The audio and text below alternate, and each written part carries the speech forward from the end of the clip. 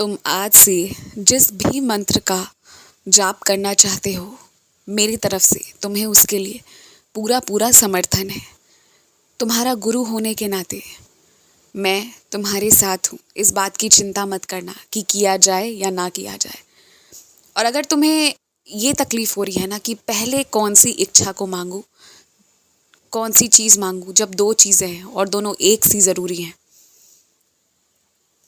तो पहले ना वो वाली इच्छा को मांगो इस बार, जो सिर्फ़ और सिर्फ तुम्हारे निजी, तुम्हारे होने पर, तुम्हारे लिए ज़रूरी है।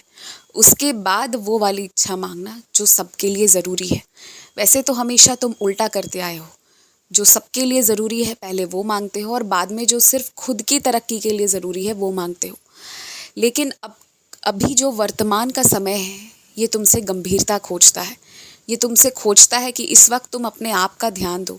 आज तक तुमने सबका भार अपने पीठ पर ढोया है, लेकिन अगर वो कंधे ही हल्के पड़ जाएंगे तो कैसे आगे कुछ हो पाएगा। इसलिए इस बार सिर्फ पहले अपने लिए मांगो। और जब भी कोई पूजा पाठ किया जाता है तो याद रखो, उसमें ना पूरे परिवार को ही आशीष मिलती है। ऐसा नहीं है कि तुम्हारी पूजा से बाकियों को कुछ नहीं मिलेगा।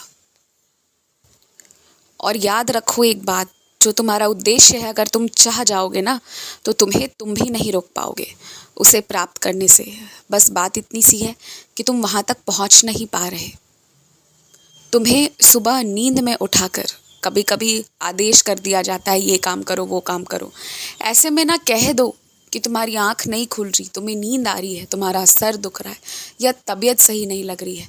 इन सारी बातों को मन में रखोगे तो सामने वालों को पता कैसे चलेगा, और फिर सामने वाले के प्रति तुम्हारे मन में हीन भावनाएं उत्पन्न होने लगती हैं। इसलिए जो भी बात है ना उसे साफ साफ बता दिया करो। और उससे भी बड़ी और ज़रूरी बात तो ये है ना कि तुम्हें पता है कि पूरे दिन में कौन सा ऐसा वक्त है जिस वक्त तुम सबसे ज़्यादा अपने आप को कमज़ोर या असहाय महसूस करते हो, तुम्हें नींद आती रहती है।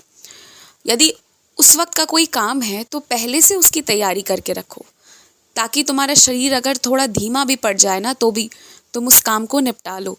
पहले से तैयारी करके रखना इसलिए आवश्यक है। और तुम झूठ का सहारा क्यों लेते हो मेरे रहते?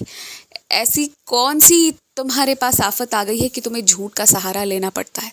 आज तक तो कमी नहीं हुई, फिर क्यों झूठ?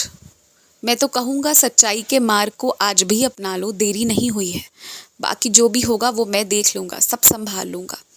और अगर तुम सच्चाई का रास्ता अपनाओगे तो मैं तुम्हारा अधिक सहायता करूँगा।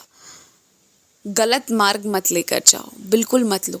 और जहाँ पर तुमसे कुछ गलत बुलवाकर किसी की रक्षा करनी होगी, किसी बात को गुप्त रखवाना होगा, वो भी मैं अपने आप से करवा लेता हूँ।